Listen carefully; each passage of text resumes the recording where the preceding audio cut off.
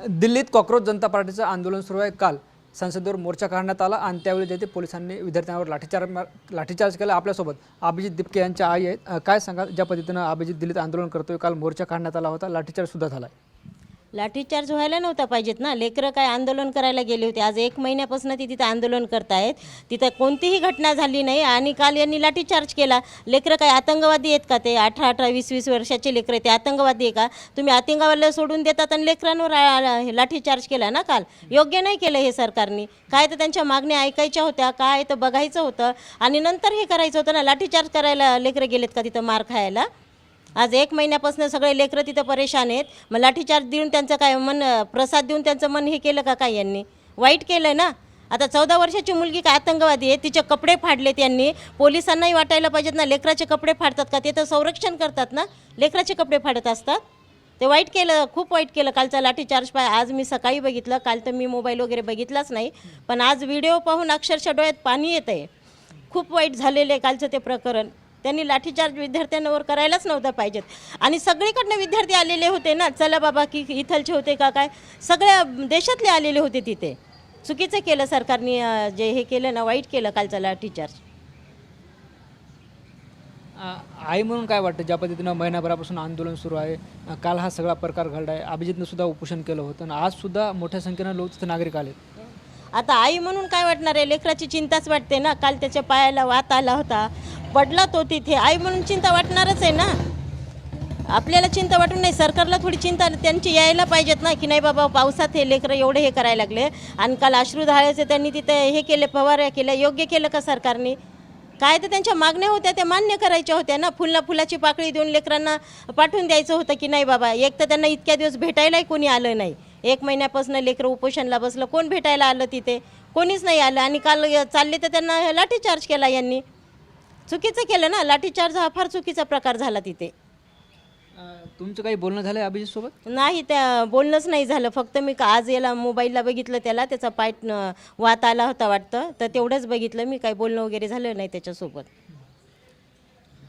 काही नेते जे आहेत ते आंदोलनाला समर्थन करतात, मात्र आता तुम्ही आतंकवाद्याचा उल्लेख केला आहे। भाजपाचे आमदार सदाभाऊ खोत यांनी सुद्धा आतंकवाद्याची उपमा दिली आंदोलनाला। नाही, पण आता लेकरं काय आतंकवादी आहे का? ते स्टुडंट लेकरं आहेत ना, ते आतंकवादी आहेत? ते शिकलेले आहेत पोरं। मग इतक्या दिवसात त्यांनी आतंकवादी तिथं काहीतरी केलं असतं, 1 महिन्यापासून जे आहे तिथं काही केलं असतं ना का? 2 दिवसात ते आतंकवादी झाले का? आज 20 तारीख होती कालची, 1 महिना झाला बरोबर लेकरांना काल तिथे केलं का काही लेकरांनी 1 महिन्यापासून? मग तेव्हा का नाही सरकार म्हणले की ते आतंकवादी आहेत? लेकरं आहेत ना ते। चला बाबा 20-25 वर्षाचे 30 वर्षाच्या आतले लेकरं आहेत ते, एवढं मारत असतात का लेकरांना?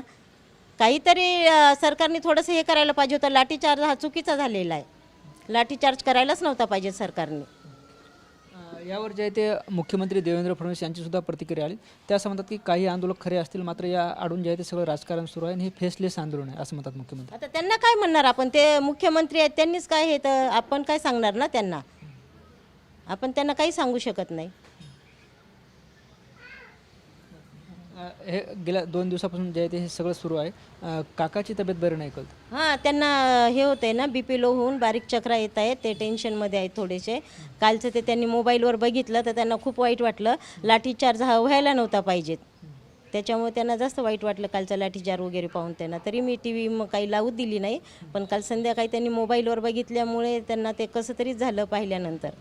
अगदी ढोरासारखं मारलं ना हो त्यांनी। काही चोऱ्या केल्या का, कुठं काय केलं? एकदम ढोराच्याही पलीकडे त्या लेकरांना मारलं ना। तुम्ही समजूनही सांगू शकत होते ना त्यांना, असं मारत असतात का एवढं? आणि चला बाबा पोलीसही नव्हते मारणारे, एकाच्या याच्यावर असतं पाहिलं नेम प्लेट, कोणाच्याच याच्यावर नाही आहे, साधे ड्रेसवाले ते।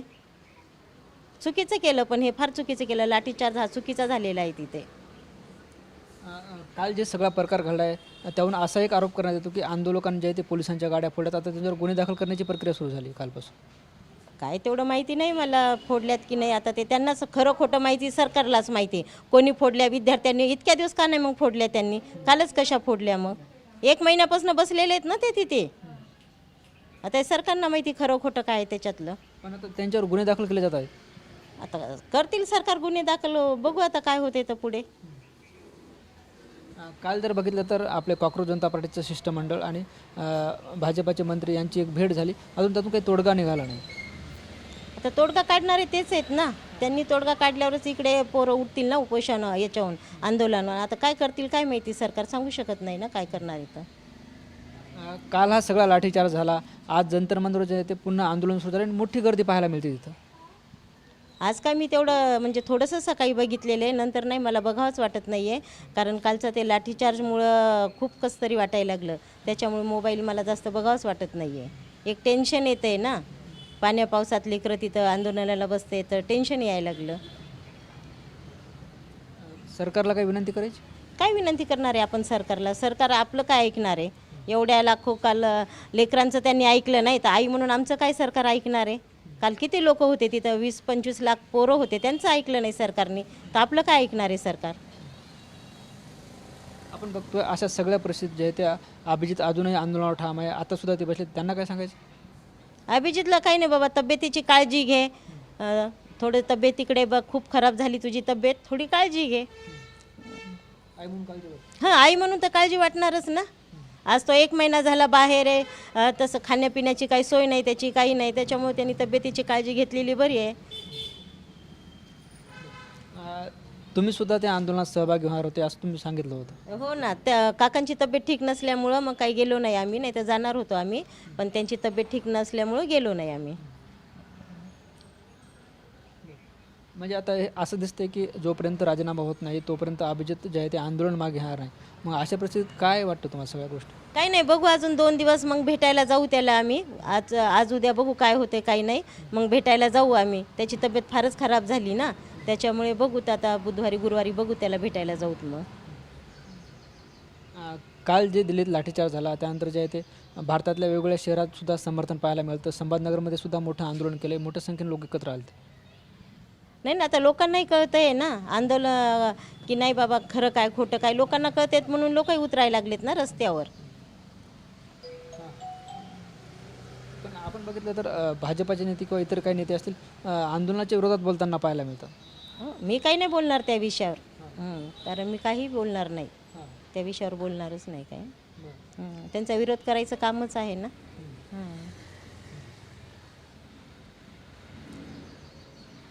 निश्चितच आपण बघतो आपल्यासोबत अभिजित दिपके यांच्या आई होत्या. काल जो मोर्चावर लाठीचार्ज झाला तो अतिशय अयोग्य आहे. त्याचबरोबर हे लेकरं काय आतंकवादी आहेत का असा सवालसुद्धा त्यांनी सरकारला विचारला. कॅमेरा पर्सन अमित आडेसह ज्ञानेश्वर लोंढे, TV9 मराठी, छत्रपती संभाजीनगर.